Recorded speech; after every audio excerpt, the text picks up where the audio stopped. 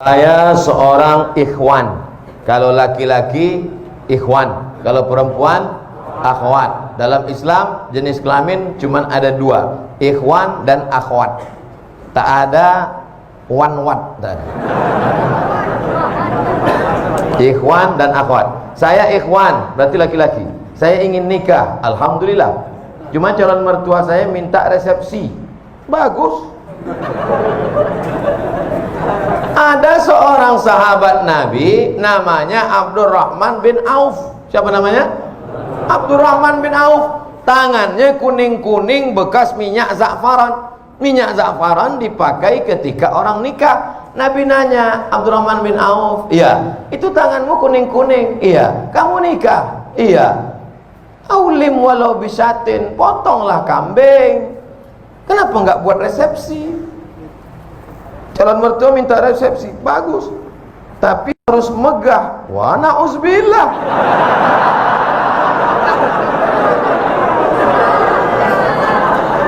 Aulim walau bisatin, buatlah kenduri walaupun hanya motong seekor kambing. Seekor kambing di Arab itu artinya ngundang 10 orang.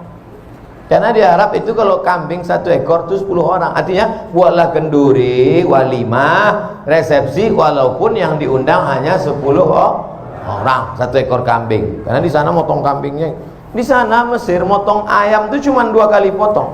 1, 2, 1, 2. Ayam paling kecil 1/4. Bukan seperti kita dimutilasi. Hancur. Makanya orang Arab kalau makan tempat kita lihat, ini kena Hiroshima Nagasaki.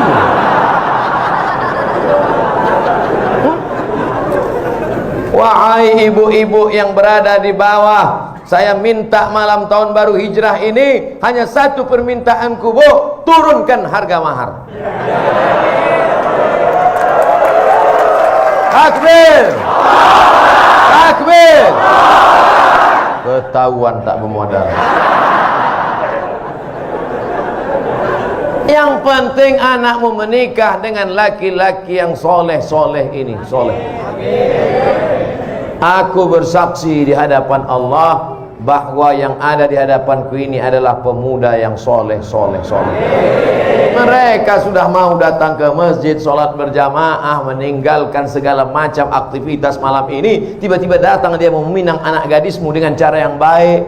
Bapak, saya mau hubungan ini tidak hanya sekedar pertemanan, tapi ingin lebih dekat, mau minang. Apa nanti datang-datang sini? Naik apa tadi kemari? Naik Grab, Pak. Pulang.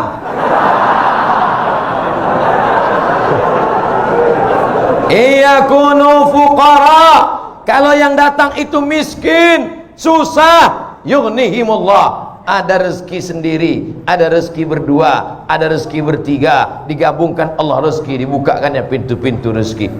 Idza ja'akum man tardawna dinahu. Kalau datang meminang anak gadismu laki-laki, dinahu, agamanya baik, wa khuluquhu, akhlaknya baik, fazawwijuhu, nikahkan dia dengan anakmu. Kalau kebetulan kau kaya, mobilmu mewah, duitmu banyak, katakan kepada dia, kau jaga anakku baik-baik, masalah urusan belanja ku tanggung dulu beberapa bulan, tapi jangan lama-lama kali. Sementara Allah bukakan pintu rezeki untukmu. Tapi kalau kau macam-macam sama anakku, ku habisi kau nanti. Cuman saya baru nabung, Pak Ustadz. Saya mau terus apa mundur, Pak Ustadz? Pantang mundur. Lanjutkan. Jangan mundur. Jangan mundur. Setapak pun kau jangan mundur. Allah bersamamu. Minjam uang, Pak Ustadz? Enggak ada.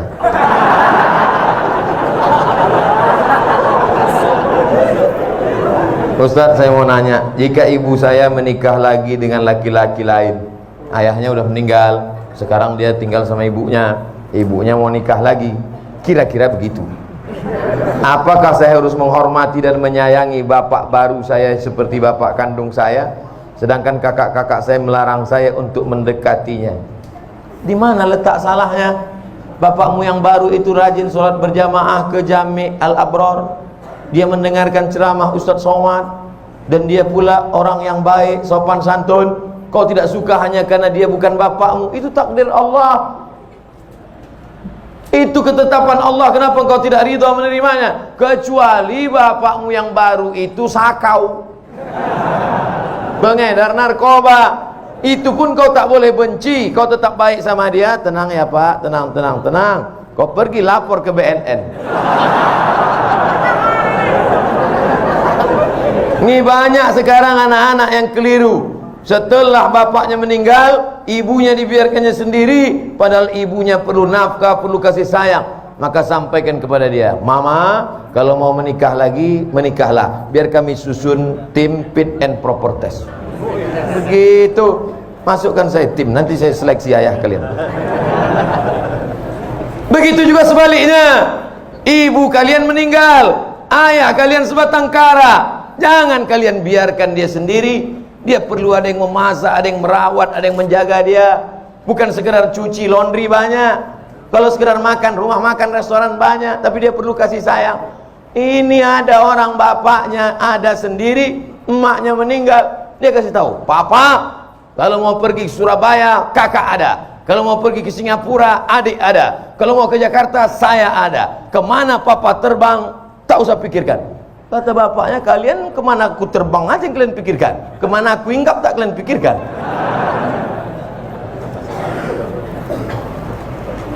Saya ingin nanya, saya punya saudara. Di saat orang tua kami belum meninggal, sudah meninggalkan wasiat dalam warisan. Tapi sekarang setelah orang tua kami meninggal, saudara kami itu serakah, atau bisa dibilang ingin menguasai warisan yang telah diwariskan kepada saya. Bagaimana tanggapan Ustadz tentang kejadian ini? Lapor ke pengadilan agama. Di sana ada jurusita, di sana ada formulirnya. Nama yang meninggal, isi. Ahli waris, isi. Sebutkan semua ahli waris, lalu serahkan ke pengadilan. Nanti keluar, ini dapat sekian, istri dapat 1/8, karena ada anak dapat 1/4, anak laki-laki 2 kali bagian anak perempuan. Dulu ada wasiat tidak boleh lebih dari 1/3 harta. Maka tunjukkan sama dia, Bang, kakak, brother, nih jatah saya. Kalau kau macam-macam, ku jebloskan kau ke penjara. Tentu tidak kasar begitu, lembut. Abang, kau dari rahim yang sama dengan aku. Aku tak ingin menganiayamu. Aku buat laporan ini bukan karena aku dengki dan marah, tapi karena aku tak ingin kau makan haram. Keras sekali Pak Ustaz. Aku tak ingin kau makan haram.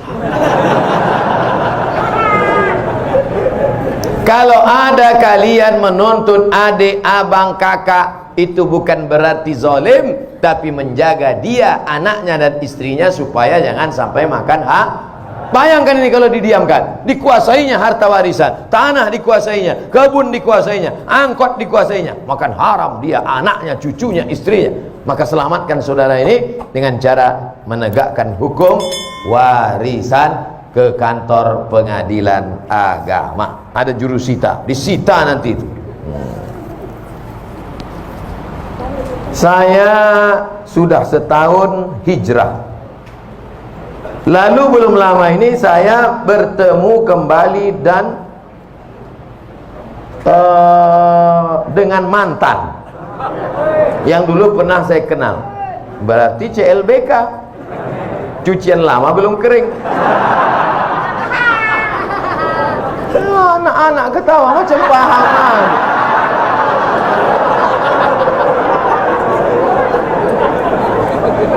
Dan saya melakukan maksiat, astagfirullah. Dulu saat ini saya berusaha untuk kembali meningkatkan iman saya, tapi rasanya sangat berat ujiannya. Apakah saya termasuk munafik Pak Ustadz? Kau terjerumus dalam dosa, maka yang pertama dilakukan adalah taubat nasuha. Mandi taubat, sholat sunat taubat, habis itu istighfar. Namin muslimin yudhinibu dzamban, kalau ada orang silap, khilaf, salah, terjerumus dalam dosa, tsumma yatatahhar, mandi taubat, tsumma yusalli rak'ataini, salat sunat taubat 2 rakaat, tsumma yastaghfirullah, minta ampun kepada Allah. Astaghfirullah Rabbal baraya, astaghfirullah minal khataya. Setelah sholat istighfar, lalu kemudian buka HP, cari nama dia, delete, update status, mohon maaf untuk sementara kita tak usah jumpa dulu setan.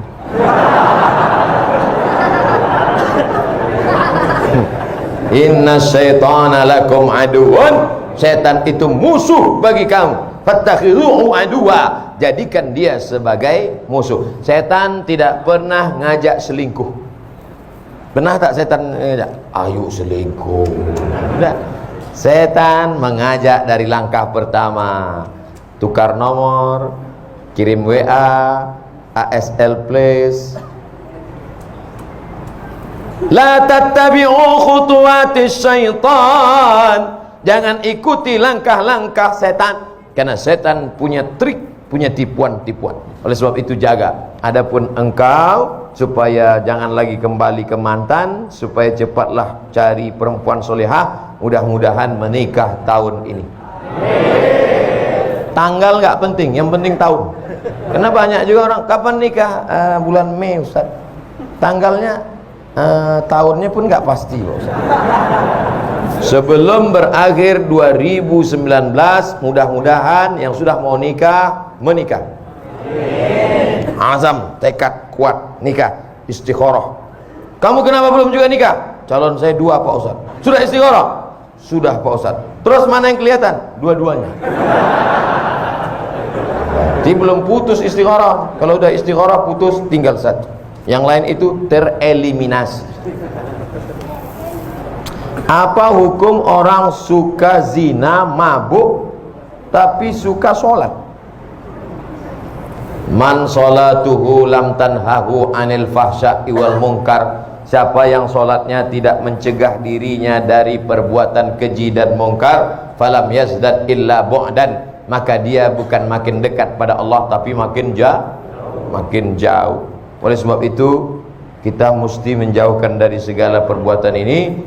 Tinggalkan, buat komunitas pemuda hijrah, masyarakat remaja Masjid Jami Al-Abrar, berteman dengan orang-orang baik, ikut maulid, ikut pengajian. Jangan lagi terjerumus pada perbuatan ini. Mudah-mudahan Allah membukakan pintu rezeki dan keberkahan. Bagaimana cara agar hijrah kita istiqomah? Pertama, an-nadamu fil qalbi, menyesal dalam hati, wal iqraru bil lisani, diucapkan dengan lidah, astagfirullah, wal amalu bil arkani, diamalkan dengan anggota tubuh, rajin sholat, rajin pengajian. Tapi saya Pak Ustadz masih tetap teringat-ingat, terbayang-bayang sama mantan. Hilangkan nomornya. Hadiah-hadiah yang dia kasih dulu dalam bentuk gelang, cincin, rantai, anting, buang semuanya. Karena kalau itu masih dilihat, teringat, terbayang, buang. Dulu dia kasih ada sendal Pak Ustadz, buang, ganti sendal baru. Dulu dia nggak ada ngasih duit Pak Ustadz, jangan. Tempat-tempat yang pernah dikunjungi bersama, kebun, mal, hindari. Segala yang mengingatkan dia, minta pada Allah, ya Allah, lumpuhkan otakku agar tidak mengingat dia kembali. Na'udzubillah, lumpuh betulan. Hilang semua hafalan-hafalan Quran.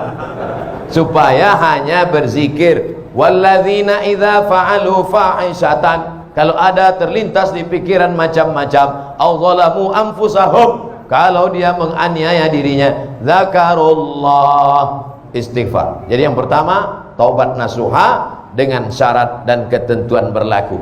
Yang kedua, menggabungkan diri dengan komunitas hijrah. Bapak-bapak yang sudah hijrah, komunitas. Anak-anak muda yang hijrah, komunitas. Anak-anak belum ada dosa lagi. Kalian belum ada dosa, belum akil balik. Nah, kalau mau ribut, ribut lah sekarang.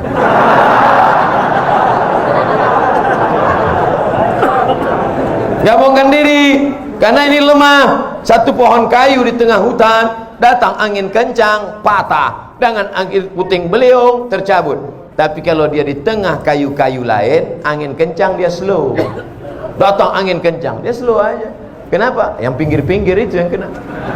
Nah, inilah makanya berjamaah. Alaikum bil jamaah. Ini kalau kita ramai begini, setan-setan takut. Paling cuma ngintip-ngintip dari gelap-gelap.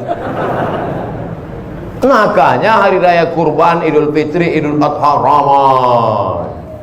Untuk apa? Untuk menguatkan. Ini malam ini tabligh akbar nih ramai begini. Wah, yang selama ini imannya down, melihat orang ramai bangkit lagi. Takbir. Bangkit dia. Begitu nanti pulang sendirian, lobek. Makanya harus terus pulang tidur. Besok jamaah subuh. Di kampus, di sekolah, di kantor lagi bangun pengajian. Komunitas FPI, komunitas jamaah, komunitas Born to ride, ride to Jannah. Oh, geng motor. Kap 70. Mantap. Touring. Oh, mana-mana. Touringnya bukan tanggung, 6 jam. Di bengkel 4 jam. Enggak apa-apa. Yang penting kebersamaannya, bro. Bukan yang kau kendarai, bukan tujuannya, tapi ada kebersamaan. Pas lagi naik, kawan dorong di belakang. Betul, yang penting kebersamaan. Kata kawan di belakang, aku udah mau mampus, kau yang enak.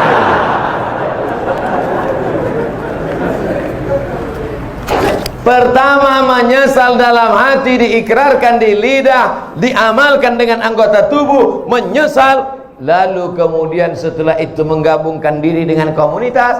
Yang ketiga, sering-sering ziarah kubur dan ngelihat orang sakit. Saya pergi ngelihat orang sakit, anak muda umur 23 tahun mandi di pantai, tiba-tiba luka sedikit aja. Tiba-tiba Allah beri ujian, dalam waktu 9 bulan kanker kulit dari atas sampai ke bawah. Harus dibawa ke rumah sakit. Perempuan seperti hamil 9 bulan. Ibu sudah berapa lama? Baru 4 bulan. Apa ini? Cancer. Orang barat menyebutnya cancer. C-A-N-C-E-R. Cancer. Orang kita payah nyebut cancer. Apa ini? Kanker. Tumor. Harus dibuang daging dalam.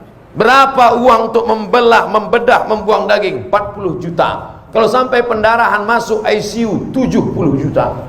Ya Allah. Satu saudara kita kena kanker mata, hampir sama besar mata dengan kepala, ditutup dengan sapu tangan. Sampai di situ saya disuruh ceramah sama Ustaz Hanan At-Taqi. Silakan Ustaz Somad ceramah. Tak sanggup saya ceramah. Assalamualaikum. Lemas badan saya. Ternyata yang kau hadapi selama ini belum ada apa-apanya, Abdul Somad. Mereka kulitnya, perutnya, matanya, yang satu berlubang leher. Nah, kanker tenggorokan. Ini yang kau rasakan selama ini belum ada apa-apanya bersama. Kau baru dilaporkan. Kadang kita hidup ini kita merasa kita lah yang paling berat, kita lah yang paling. Ternyata pergilah ke rumah sakit. Pergi. Besok Pak Ustaz, malam ini juga. Pulang dari sini, pergi ke rumah sakit. Kalau security-nya nanya, mau kemana Pak? Jenguk. Ada keluarga yang sakit? Enggak ada. Jadi Bapak mau ngeliat siapa? Semua yang di rumah sakit nih mau kulihat. Siapa yang nyuruh? Nih Ustaz Somad, tonton video ini. Kalian pun jadi security di rumah sakit ini, ambil juga pelajaran. Ceramahi security itu malam ini. Hai security yang bekerja di rumah sakit. Berapa banyak orang sakit yang kalian lihat? Kenapa tak pernah mengingatkan kalian kepada kematian? Hai dokter-dokter, dokter spesialis, kenapa gaji kalian tak kalian sedekahkan? Keluarkan duit. Potong, upload, like and share. Saudara yang dimuliakan Allah Subhanahu wa taala, apa yang kita cari hidup yang singkat ini kalau bukan mempertahankan iman istiqomah dan amal soleh. Yang disampaikan Ustaz Abdul Somad malam ini hanya sekutil, hanya seupil, hanya segelintir, 0,1% dari kajian Islam. Makanya besok kalau ada kajian Habib, datang. Ada baca kitab, datang. Ada kajian Ustaz, datang. Jangan pikirkan Habib siapa, Ustaz siapa. Yang penting datang majelis ilmu. Datang, duduk, dengar, diam. Ngantuknya pun ibadah. Kalau ada kawan di sebelah, ente datang kok tidur. Tidur ini pun ibadah.